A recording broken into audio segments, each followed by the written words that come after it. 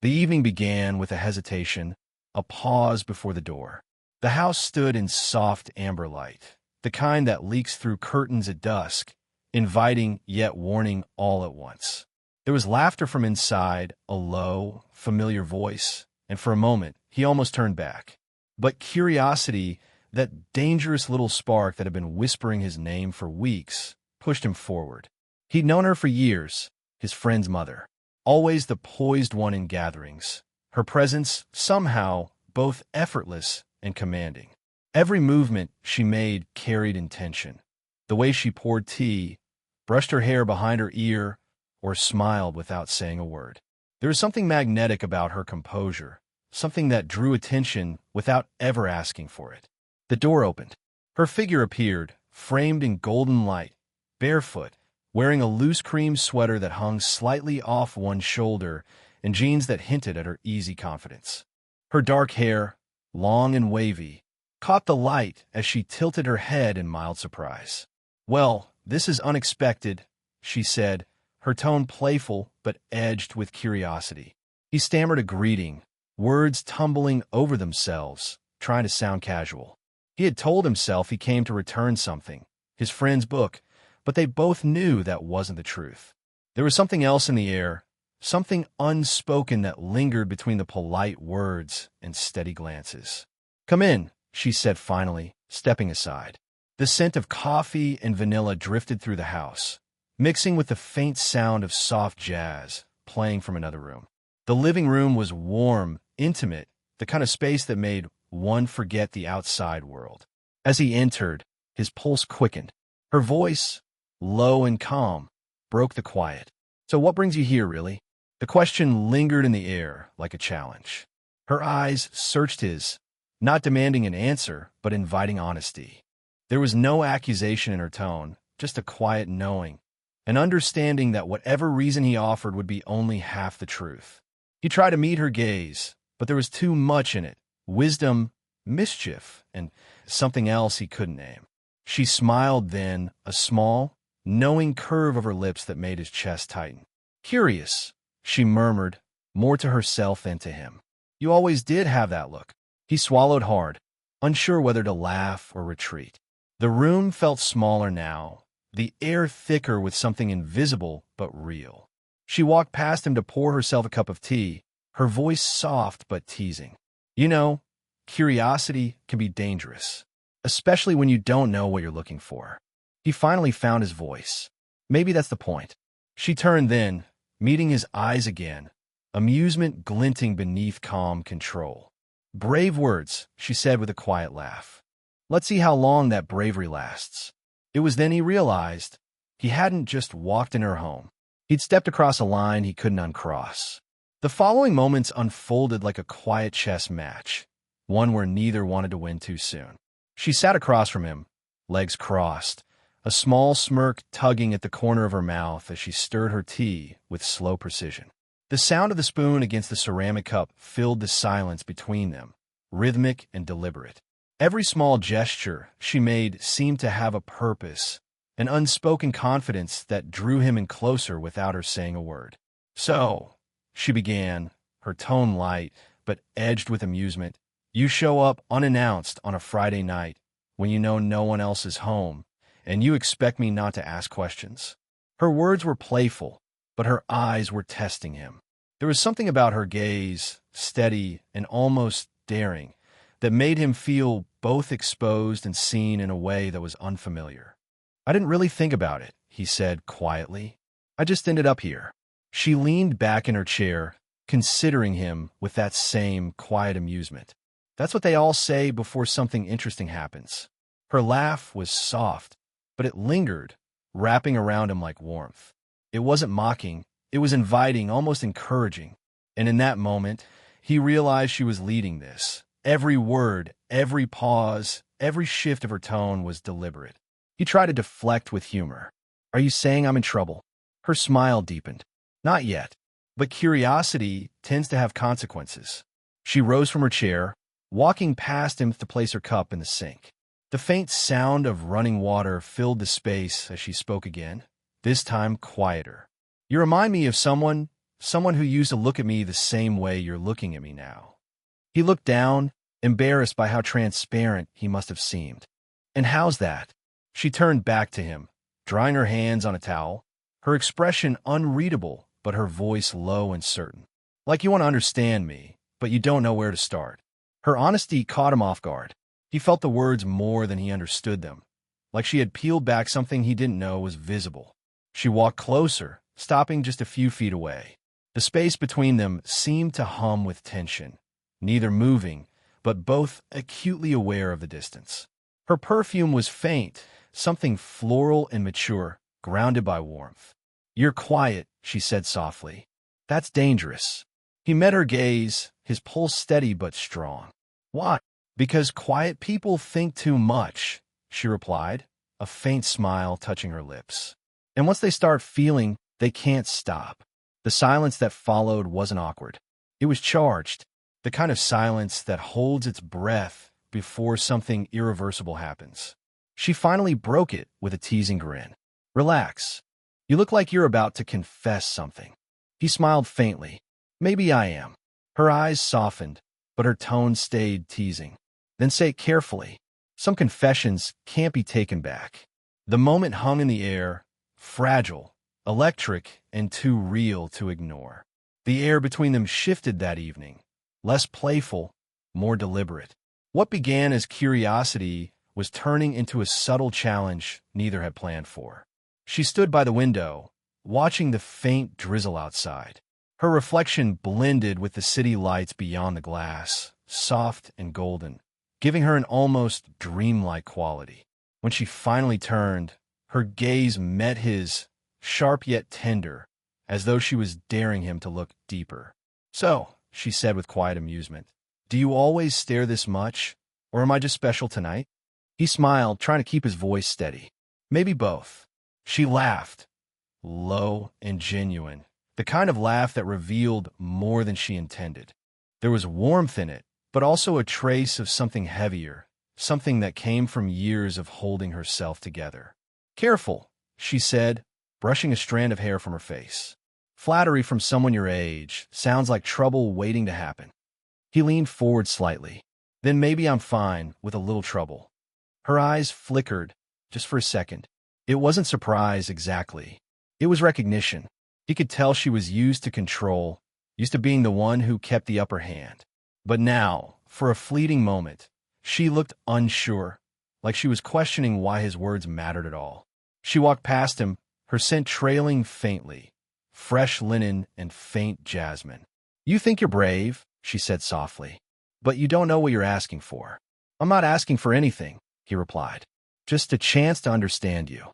That stopped her. Her back was turned, but he could see her shoulders rise slightly, then fall. When she finally looked over her shoulder, her expression had changed, still composed, but gentler. "Understanding me isn't simple," she murmured. "Most people don't even try." "Then maybe that's what makes me different," he said.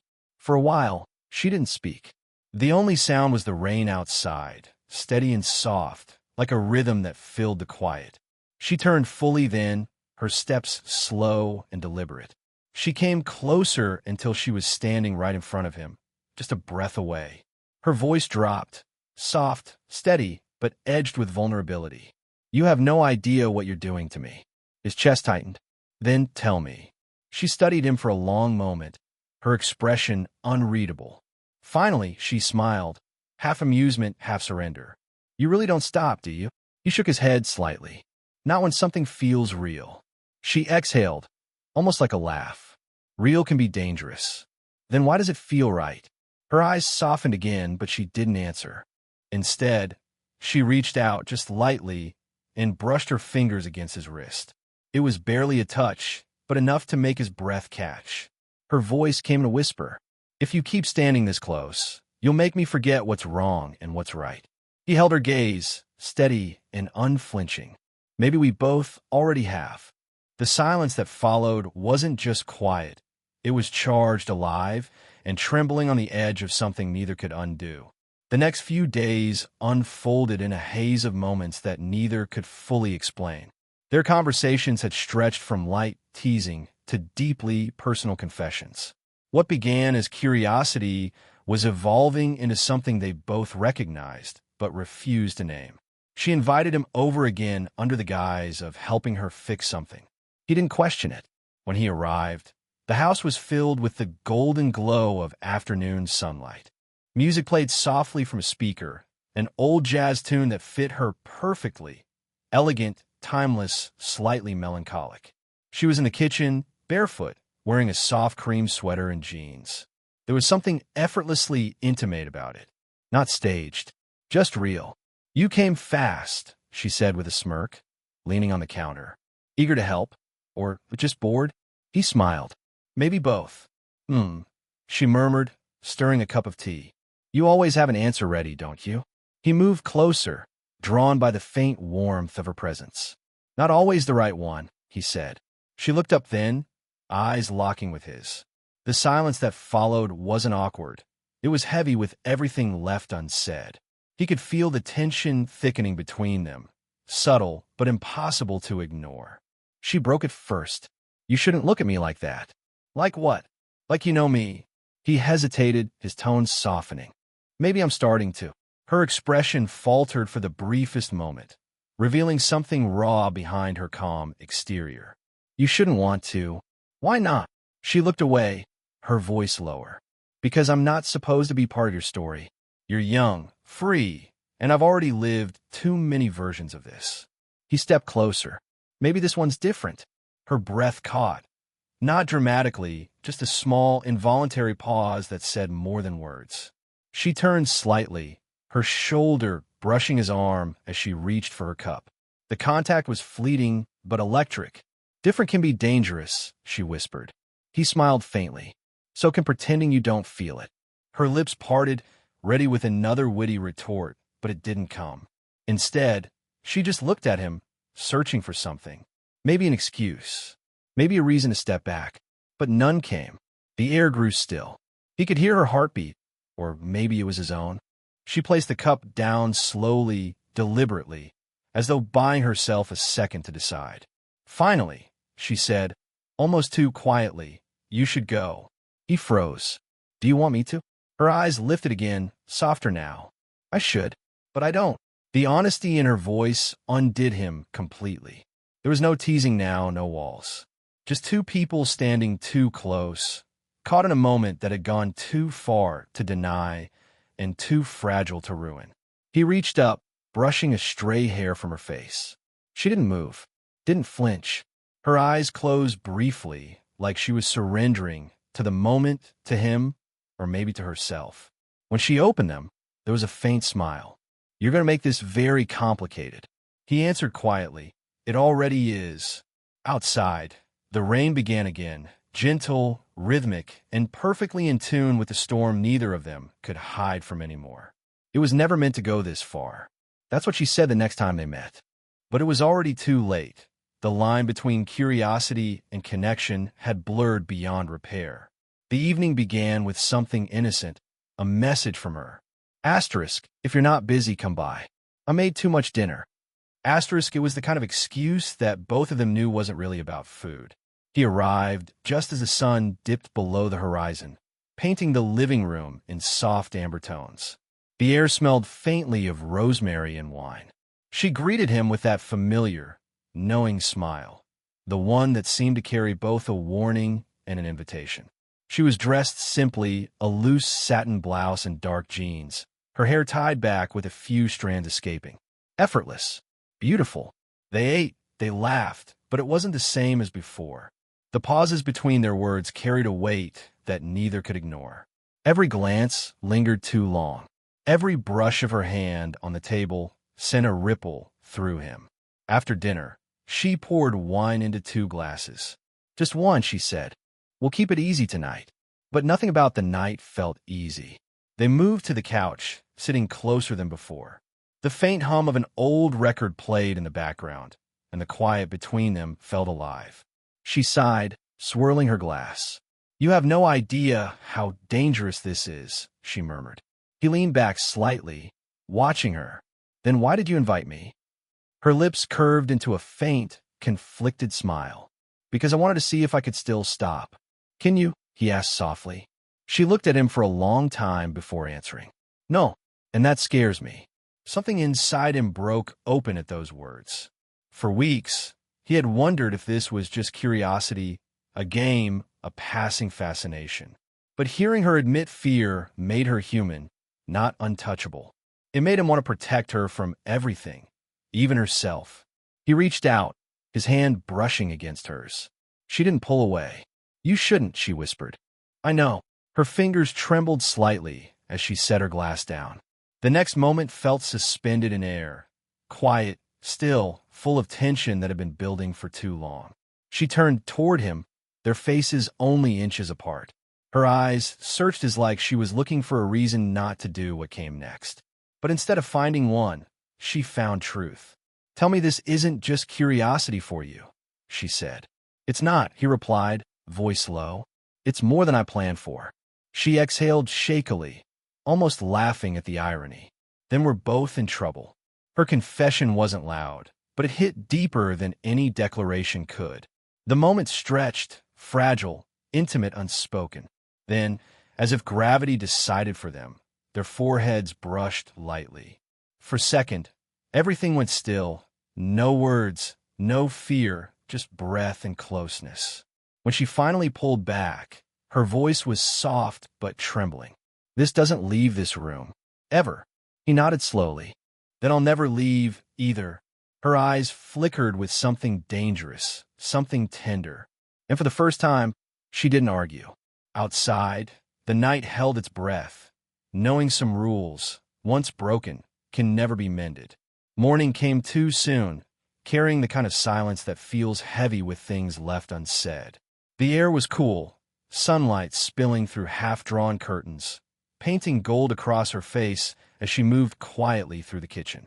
He sat on the couch, still in the same spot where the night before had ended, on the edge between what they were and what they shouldn't be. Neither of them spoke for a while.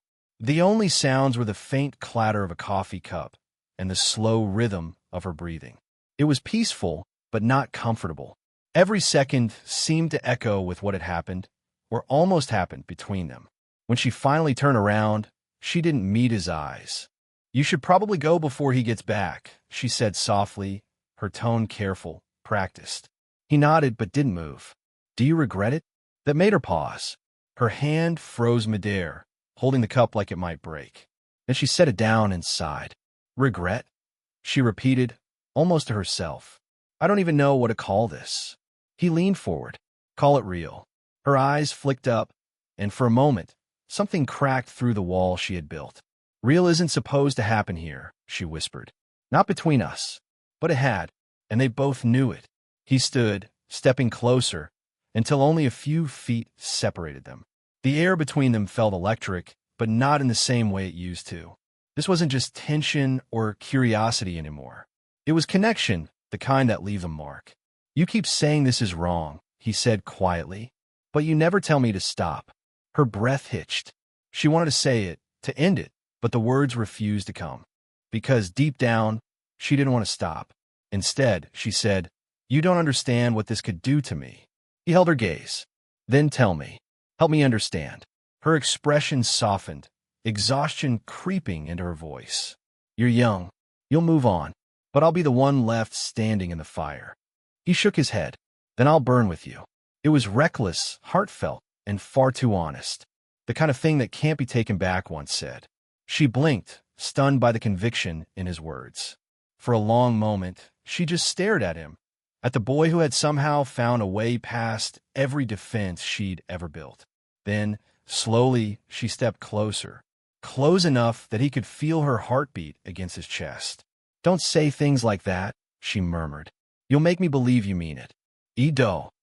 The confession hung between them like a fragile promise, trembling, alive, and too dangerous to touch. Her hand rose, fingers tracing the side of his jaw, her thumb resting near his lips. If you mean it, she said, voice barely a whisper, then you can't come back here again. He froze, torn between obedience and desire. And if I do? She smiled, small, sad, and knowing. Then I'll stop pretending I don't feel the same. The silence that followed wasn't empty. It was charged with truth, fear, and the quiet realization that they had already gone too far to turn back. Outside, the world carried on, oblivious. But in that small kitchen, time stood still, balanced on the edge of something real, something forbidden, and something neither of them was ready to let go. Days passed, but nothing felt the same. Every sound, every corner of the house seemed to echo with her voice, her laughter, the quiet rhythm of her presence.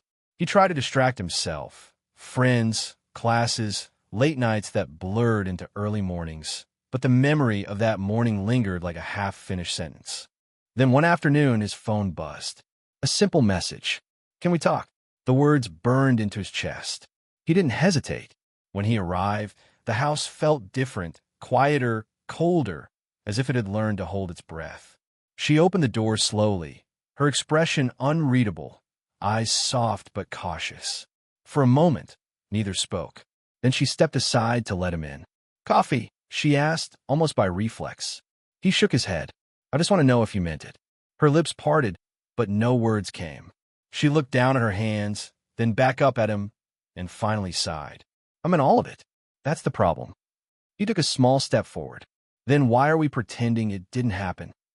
She turned away, moving to the window. The afternoon sun traced her silhouette, strong yet delicate, like something that could break if handled wrong. "Because we can't build something on guilt," she said softly. "Not when every moment feels like we're stealing it." He hesitated. "Then what if we stop stealing? What if we just choose it?" Her shoulders tensed. The words hung in the air, brave and foolish all at once. She turned to face him, and for the first time, he saw the weight she'd been carrying, years of restraint, of doing what was expected, not what she wanted. "Choosing it means breaking everything else," she said. "My peace, my safety, maybe even your friendship with my son." "I know." His voice was quiet, steady. "But not choosing it means pretending none of this mattered. And I can't do that." The silence stretched, long enough for the truth to settle in. Then, slowly, she crossed the space between them. Her hand found his, fingers trembling but certain. "You've changed everything," she whispered. "And I don't know if that's a good thing." He smiled faintly. "Maybe it doesn't have to be good. Maybe it just has to be real." Her laugh was soft, fragile, but genuine. "You always say things that make it harder to let you go." "Then don't." Her gaze locked on his, two people standing on the thin line between right and real, hearts too honest to keep pretending. She stepped closer, close enough that he could feel her breath when she spoke. "If we do this," she said, voice trembling, "we have to stop hiding." He nodded. "Then we start with the truth." Her hand lingered against his cheek, warm and uncertain. "The truth is," she whispered, "I stopped seeing you as just his friend a long time ago." Outside, the light shifted, golden, forgiving. They stood there, no more running, no more excuses. Just two people who finally admitted what their hearts had known all along. Curiosity may have brought them together, but choice, brave, imperfect choice, was what would keep them there.